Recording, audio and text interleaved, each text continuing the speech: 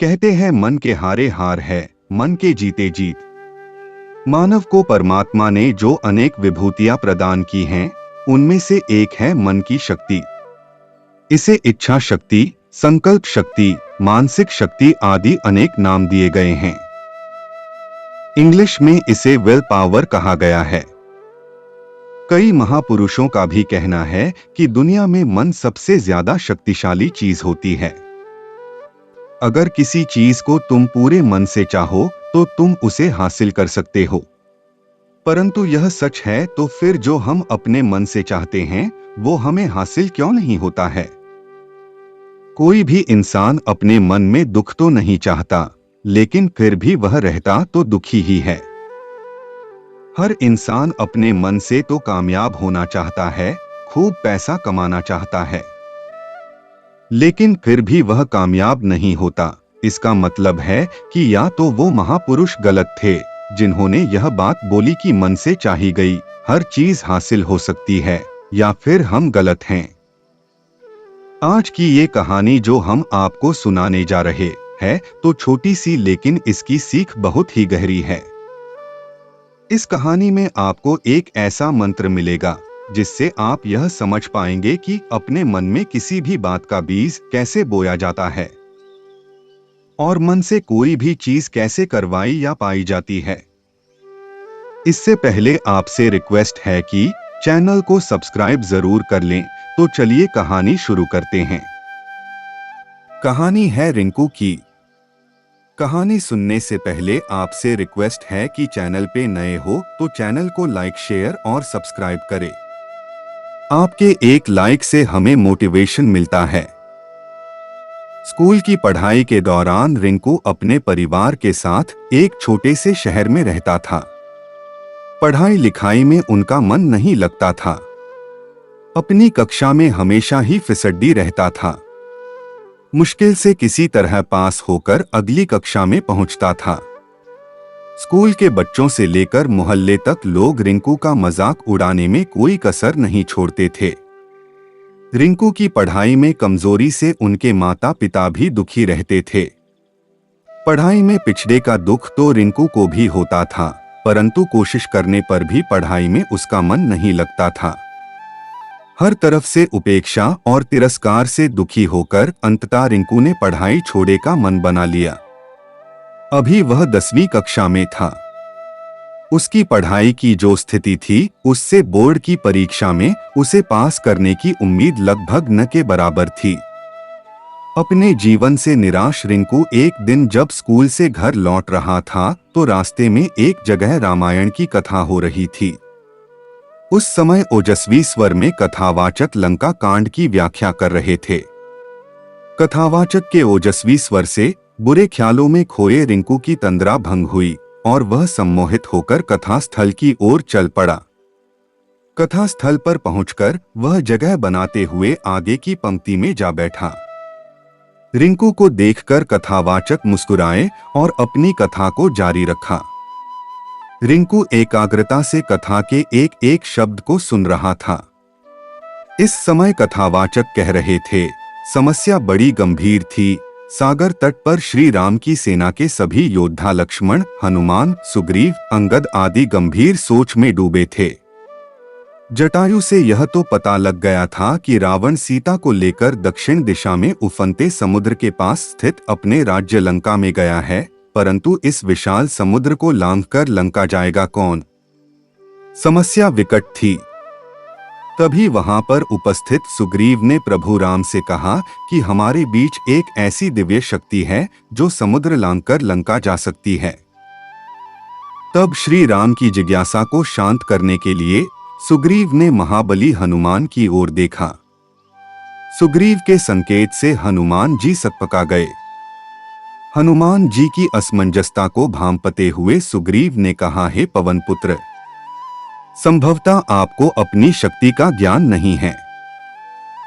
बचपन में आपने सूर्य को एक फल समझते हुए एक छलांग में उसे सैकड़ों कोस दूर जाकर निगल लिया था, तो फिर लंका की दूरी ही क्या है? जरूरत है तो सिर्फ आपको अपने विश्वास को जगाने की।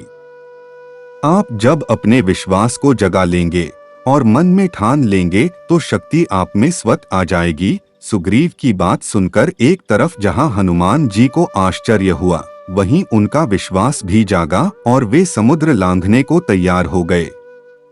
अगले ही दिन उन्होंने पूर्ण विश्वास के साथ समुद्र लांघते हुए लंका की ओर प्रस्थान किया।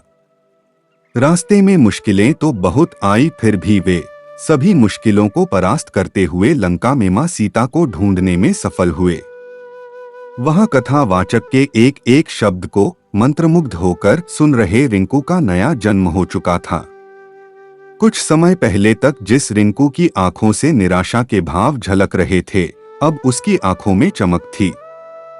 उसके शरीर में उत्साह और स्फूर्ति का संचार होने लगा था। कथा खत्म होने के साथ ही वह तेजी से घर की ओर चल पड़ा। उसे सफलता का मूल मंत्र मिल चुका था।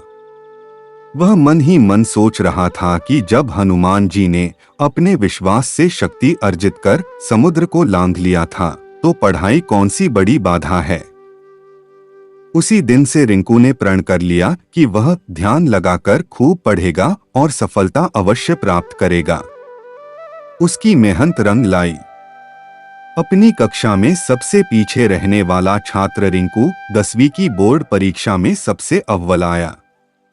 इसके बाद रिंकू ने पीछे मुड़कर नहीं देखा और जिंदगी में हमेशा अव्वल ही आता रहा।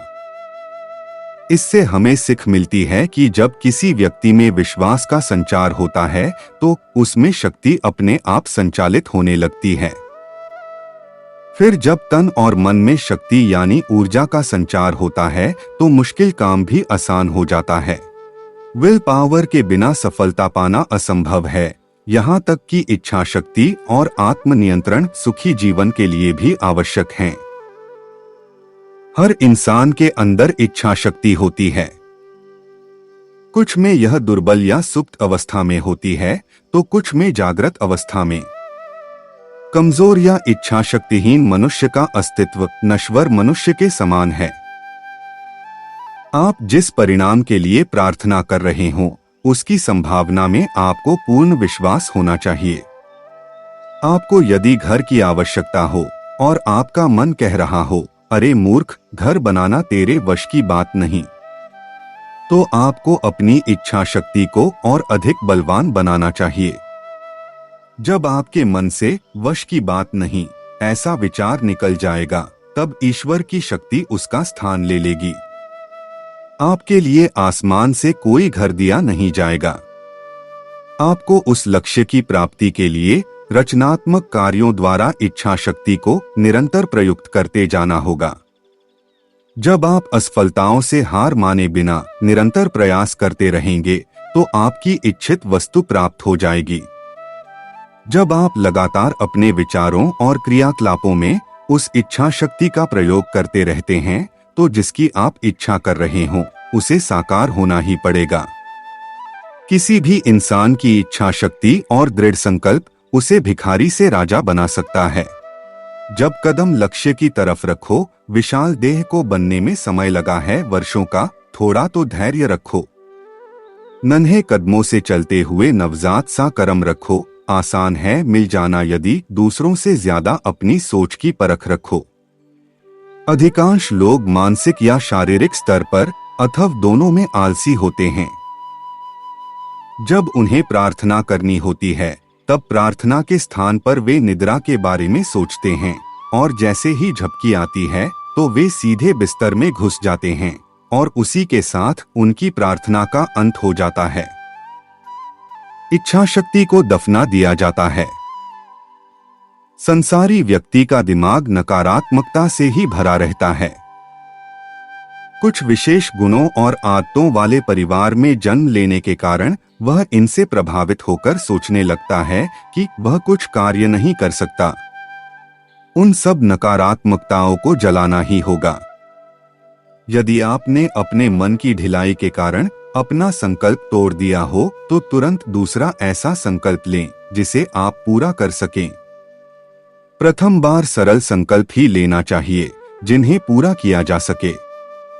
यदि किसी बाहरी समस्या के कारण संकल्प टूटा है तो जैसे ही आपकी समस्या दूर हो तब नया संकल्प लें।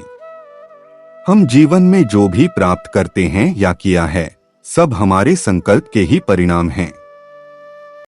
हम एक बार भी जिस चीज पर पूरा ध्यान लगाकर उसकी चाह करते हैं, वह देर सबेर पूरी हो ही जाती है। जो कार्य आज तुम्हें दर्द दे रहा है, कल वही तुम्हारी सबसे बड़ी ताकत बनेगा। दृढ़ संकल्प एक विद्यार्थी को उच्च पदों पर पहुंचने में मदद कर सकता है। दृढ़ संकल्प मनुष्य के सपने साकार करने में सबसे ज्यादा मदद करता है। करोड़ों युवाओं के प्रेरणा स्रोत स्वामी विवेकानंद ने कहा था, ब्रह्मांड की कोई भी शक्ति किसी मनुष्य को उस चीज को पाने से नहीं रोक सकती जिसका वह वास्तव में पूर्ण हकदार है। अपने मन और अंतर्दृष्टि का अनुसरण करने का साहस करें, क्योंकि उन्हें किसी तरह से पहले से पता है कि आप सच में क्या बनना चाहते हैं। जीवन में आपको जो कुछ भी चाहिए उसको प्राप्त करने की बहुत सी शक्तियां ईश्वर ने आपको पहले से ही दे रखी हैं। फिर भी यदि कम पड़े तो ईश्वर से और प्रार्थना करें, उससे शक्ति प्राप्त करके पूर्ण पुरुषार्थ करें। आप निश्चित रूप से सफल होंगे। धन्यवाद।